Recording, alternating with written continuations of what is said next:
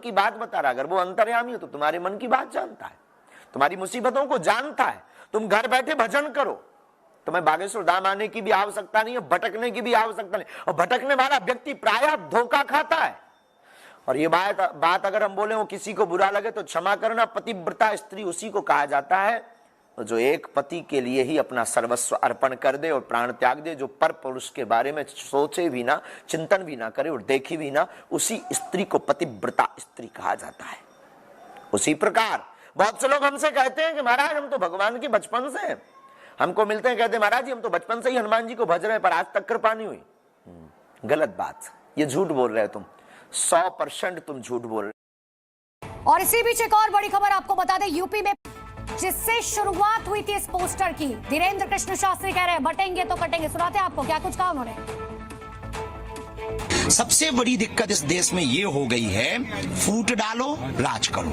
इसीलिए अब हम ये नहीं होने देंगे और सनातन के लिए जो भी कमेंटबाजी करते हैं उनको छोड़ा नहीं जाएगा। अगर आप छेड़ोगे तो हम छोड़ेंगे नहीं, क्योंकि अब जागा हुआ हिंदू है।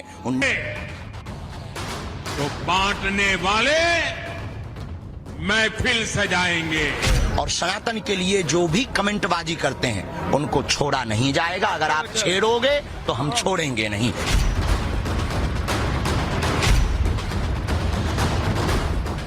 मंदिरों में भीड़, सड़कों पर तूफान चाहिए, हाथ में धर्म का ध्वजा और राम राज्य में हमें हिंदुस्तान चाहिए।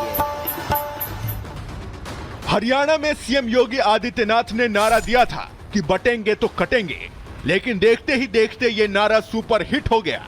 इसके बाद प्रधानमंत्री नरेंद्र मोदी ने इसी नारे को दोहराया तो अब बागेश्वर धाम के प्रमुख पंडित धीरेन्द्र शास्त्री इसी नारे को लेकर अपने हिंदुत्व के काम को आगे बढ़ा रहे हैं। शनिवार को बाबा बागेश्वर कामाख्या माता के दर्शन के लिए गुवाहाटी पहुंचे तो उन्होंने लाखों करोड़ों सनातनियों से जात पात का बंधन हटाकर एकजुट रहने की अपील कर दी।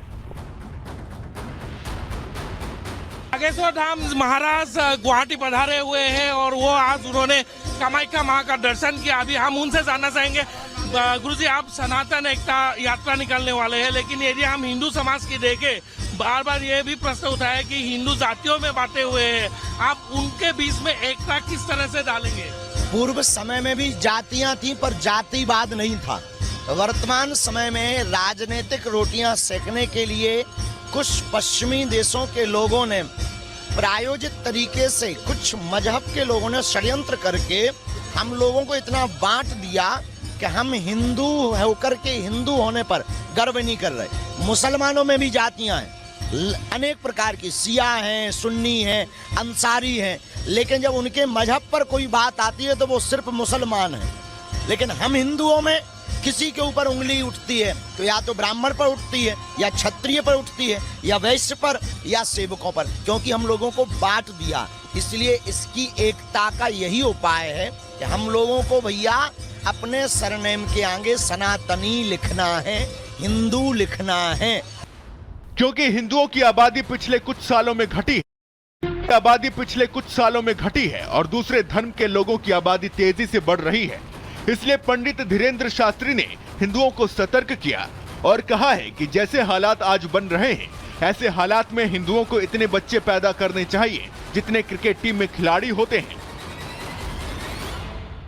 हिंदुओं को बताया गया बच्चे दो ही अच्छे, इनके हो रहे पूरी क्रिकेट टीम 12-12। तो हम लोग घट रहे, ये लोग बढ़ रहे, जनसंख्या का विस्फोट है।